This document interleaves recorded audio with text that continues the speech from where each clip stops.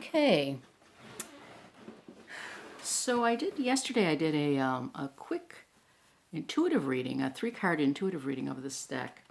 And today I want to, I talked a lot about, well, you can check the book to see more about the meaning of the cards. And I think today what I'm going to do is pick a card. I don't really have to shuffle them. I'm just going to pick a card and I'm going to look it up in the book. And I'm going to go through it to give you an idea of what how the book deals with the cards, and give an idea of Rachel Pollack's narrative of these cards. So let's just take a card, any card. Speaker of Rivers. This is a court card, and it is the water suit or the cup suit. She has, as I can recall, she calls them vision cards, and they're in the back. And let's see how she has these. Okay, so we're going to look up the vision cards for the, here we are, Speaker of Rivers. Okay, so hold on 1 minute here. I got the dogs at the door.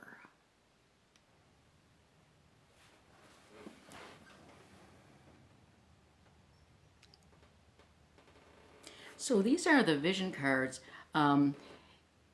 This is the Speaker of Rivers. This is similar to a king. She has, the queen is called the Gift of Rivers. The knight is called the Knower of Rivers. And then there is the Place of Rivers for the page. So she starts out each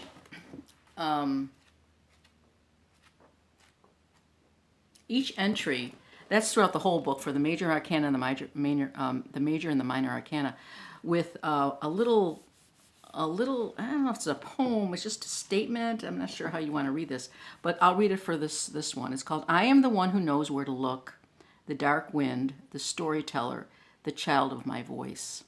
So this is a card of storytelling. And she goes on to say, Rivers is not just the suit of emotion, it also symbolizes the imagination that, like rivers, sometimes runs wild and free, other times slow and trickly, but never vanishing entirely, not even in the worst circumstances. So resilience. If we wish to speak the experience of water, we cannot expect to do so in direct, clear terms. Instead, we must let the imagination tell us its messages through its own language of metaphor, myth, riddle, and story. A multicolored fish, its colors symbolic of the endless variety and change of the imagination, leads a school of fish, each with its own color, each with its own individuality. I said that, it's not in the book. I'm commenting. Digressing.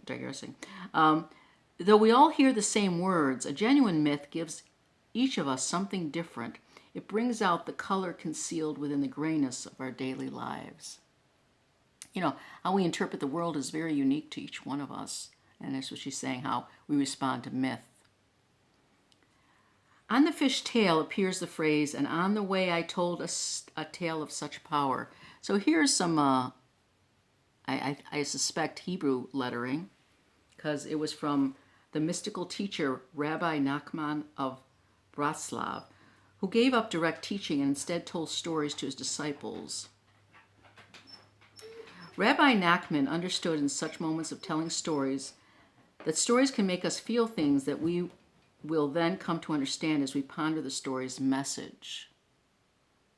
You know, we think of ourselves as, we can think of ourselves as children listening to fairy tales, and those are mythical, and how we interpret those myths and those stories. By contrast, if we understand something intellectually first, we may never take it into our lives. Stories are life-giving. They lead us to knowledge of our own truth. The fish has sharp teeth for stories, sometimes bite. So she's kind of addressing stories in an emotional way and not in a intuitive way, and not so much an intellectual way. Myth has much more has a different meaning, an emotional connection. It's not an intellectual pursuit. It's not like reading a murder mystery. A myth is something greater and taps into our intuition, our subconscious, our emotional state. At the bottom of the card, we see a bowl, similar to the gift on the last card, which was her previous, the gift of rivers, which is the queen. Now, however, the light fills the dark bowl, symbolizing the power of myth to bring back marvels from the formless surges and instincts of the unconscious. So this is speaking a lot about the unconscious as well. Nachman was not a man who believed truth was always pleasant and light. He once said, "The entire world is a narrow bridge. The important thing is not to be afraid." And yet he trusted stories told spontaneously on the Sabbath to lead his students to redemption. On the top, we see a trio of buildings, and then she referred to, based on the actual works by architect I.M. Pei. They remind us that the real world of human culture flows from the river of imagination. I think it was Einstein that says imagination is everything. Imagination is, he had many quotes on imagination, Albert Einstein. And this harkens back to that. They remind us, the buildings, that the real world of human culture flows from the river of imagination. And discovery, and science, and invention. I mean, that's all about imagination. So she's kind of bringing in a myth, a storytelling with imagination, with subconscious, with the water suit. The divinatory meaning, storytelling, imagination, the power to inspire or heal others, leadership with the implication of followers. So that's kind of cute. She does give reverse meanings: instinct, feelings or desire hard to put into words, possibly fear of the imagination and its mysteries. So there you have it. This is a storyteller's card. I think I read that somewhere. Did I? Yeah. Anyway, so to sum it up, I'll read that one little poem or statement before her narrative. I am the one who knows where to look, the dark wind, the storyteller, the child of my voice.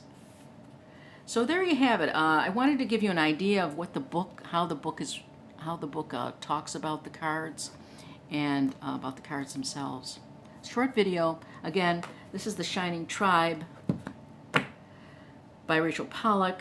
It's a wonderment. And